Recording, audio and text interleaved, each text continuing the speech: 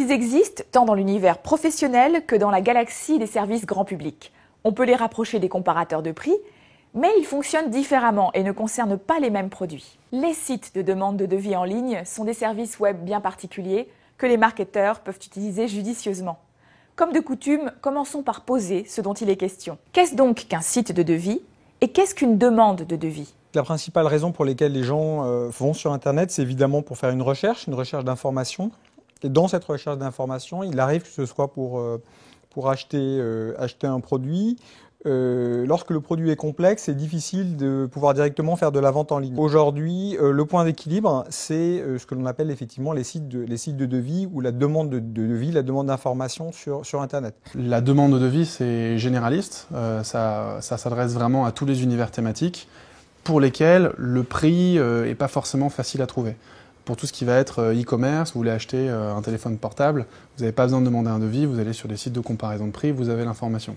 Maintenant, pour refaire votre cuisine, le prix, vous n'allez pas le trouver sur Internet en 2 clics. Il va falloir qu'un artisan vienne chez vous, regarde un petit peu les spécificités de votre chantier et vous fasse une proposition tarifaire adaptée. Le cœur de la demande de devis, c'est demander un devis.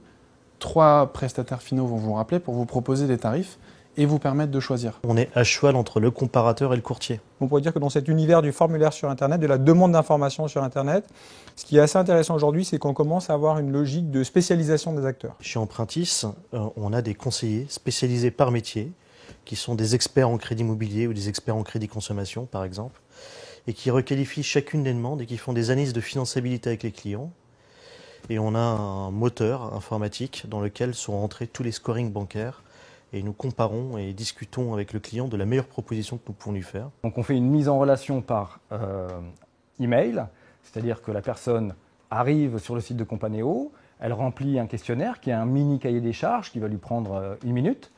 Elle nous fournit ses coordonnées. Derrière, nous, on va la rappeler et lui indiquer que par rapport à son cas de figure, on a 3-4 fournisseurs qui sont les fournisseurs agréés Companeo avec lesquels on met en relation. Donc on envoie à ces fournisseurs agréés Companeo les coordonnées de ce demandeur de devis et à ce demandeur de devis, on lui envoie directement les coordonnées des fournisseurs. Et ils se mettent en relation et ils obtiennent ainsi des devis.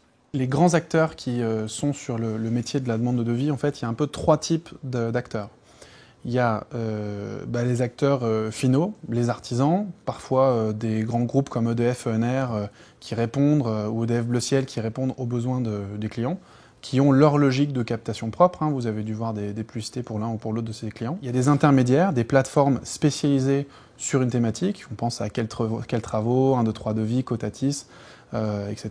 Et encore en amont de ça, il y a quelques plateformes dont le métier, c'est vraiment d'aller capter les besoins des internautes sur Internet. Il y a Google qui le fait, bien entendu, et quelques autres acteurs, dont notre société, Doulit.com, qui pourront travailler effectivement avec les autres acteurs de la chaîne.